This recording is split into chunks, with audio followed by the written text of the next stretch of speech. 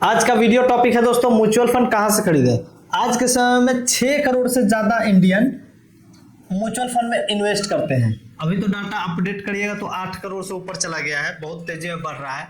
लेकिन 80% उसमें कंफ्यूज रहते हैं। कंफ्यूज क्या रहते हैं कि कहां से हमको बाई करना है, उनको समझ में नहीं आता कि कहां से म्यूचुअल फंड खरीदना है।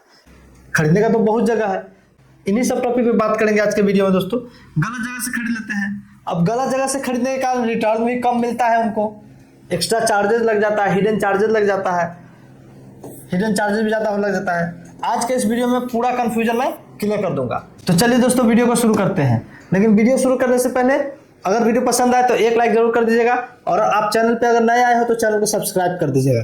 तो चलिए दोस्तों देखिए, सबसे पहले देखते हैं डायरेक्ट प्लान और रेगुलर प्लान क्या होता है। क्योंकि म्यूचुअल फंड खरीदने से पहले आपको ये चीजें सीखना पड़ेगा, समझना पड़ेगा कि डायरेक्ट प्लान और रेगुलर प्लान में क्या फर्क है।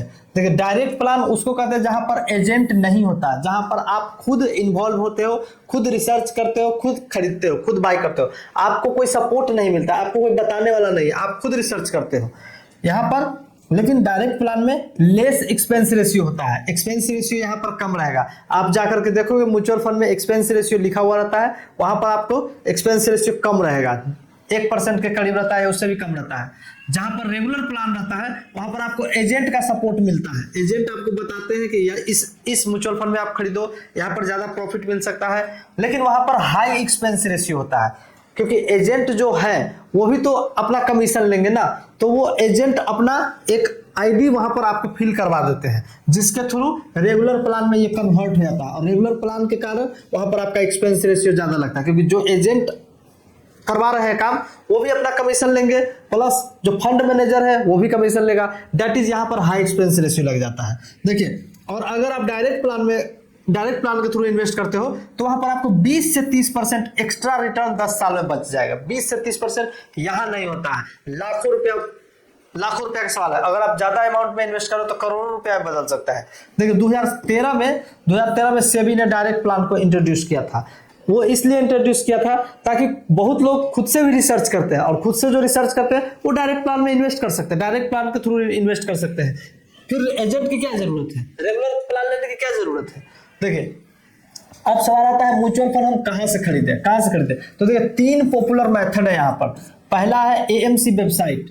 एएमसी वेबसाइट से आप खरीद सकते हैं, जैसे एसबीआई का म्यूचुअल फंड हो गया, एचडीएफसी म्यूचुअल फंड वेबसाइट हो गया।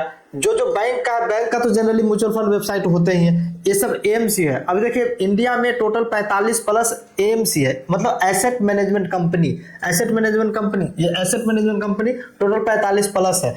इसमें एसबीआई म्यूचुअल फंड है, एचडीएफसी म्यूचुअल फंड है, आईसीआईसीआई म्यूचुअल फंड है, बहुत सारे हैं।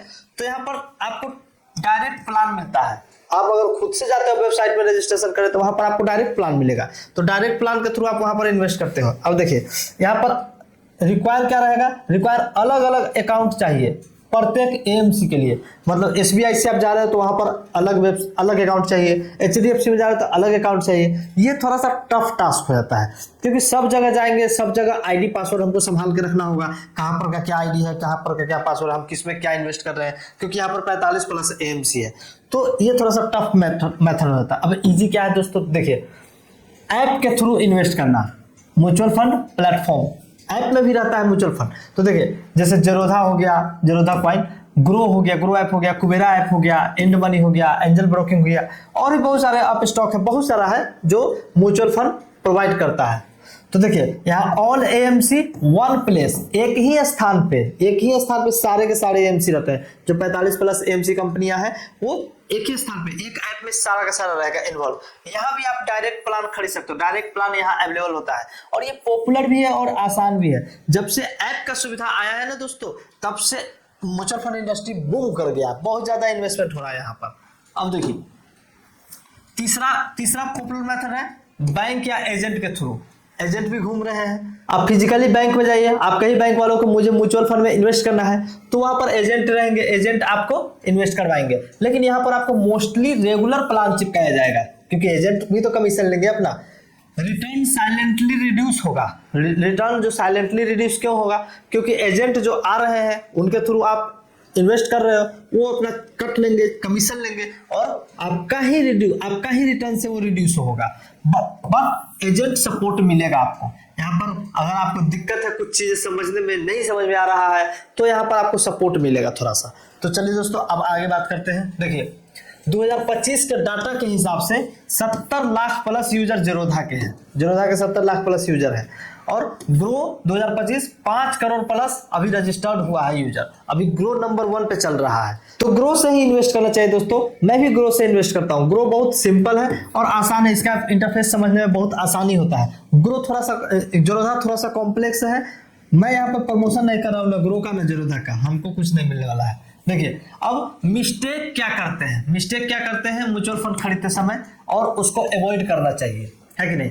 देखिए रेगुलर प्लान नहीं खरीदना है, रेगुलर प्लान खरीदने से लॉन्ग टर्म में, अभी स्टार्टिंग में नहीं। देखिए म्यूचुअल फंड में कोई भी इन्वेस्ट करता है, क्यों करता है इन्वेस्ट? क्योंकि लॉन्ग टर्म लेकर के चलता है विजन। रिटायरमेंट हो गया, बच्चे की शादी हो गया, बच्चे की पढ़ाई हो गया, तो ये तो 1-2 साल की बात नहीं है। यहाँ पर 10-10 साल 15-15 साल लोग इन्वेस्ट किए रहते हैं।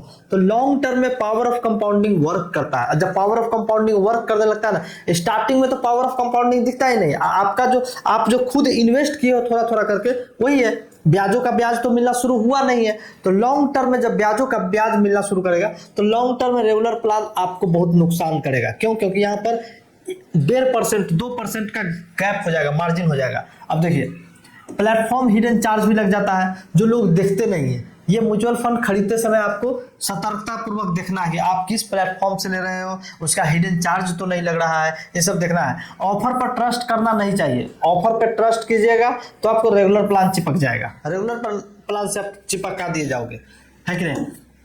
अब बात करते हैं स्मार्ट इन्वेस्टर कैसे डिसीजन लेते हैं। तो देखिए स्मार्ट इन्वेस्टर जो भी होते हैं वो डायरेक्ट प्लान चूज करते हैं, ट्रस्टेड प्लेटफॉर्म से चूज करते हैं, और डाटा एनालिसिस और रिसर्च खुद करते हैं। तो ये था दोस्तों एक छोटा सा गाइड म्यूचुअल फंड कहाँ से खरीदे। आई होप आपको समझ में आ गया होगा। अगर वीडियो पसंद आया तो एक लाइक जरूर कर दीजिए, और अगर आप चैनल पर नए आए हैं तो चैनल को सब्सक्राइब कर दीजिए। मिलते हैं किसी और ऐसे वीडियो, तब तक धन्यवाद।